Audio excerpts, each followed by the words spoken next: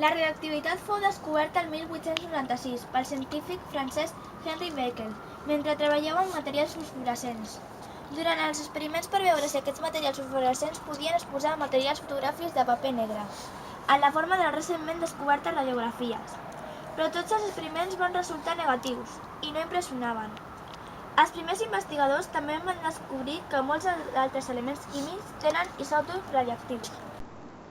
La irradiació comporta efectes entre pocs negatius i nefastos per a la salut, depenent de la quantitat de radioactivitat rebuda, de la durada d'aquestes i del tipus de raigs que la componen en cada cas.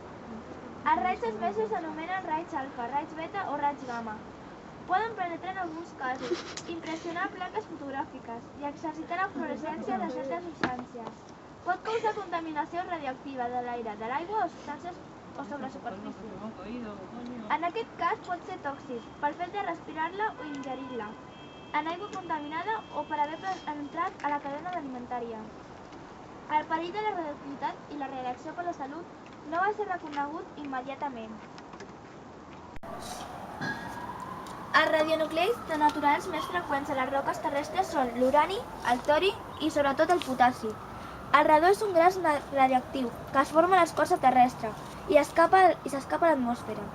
Tot i que les radiacions alfa, beta i gamma són el tipus de desintegració radioactiva més comuns, se van descobrir d'altres tipus.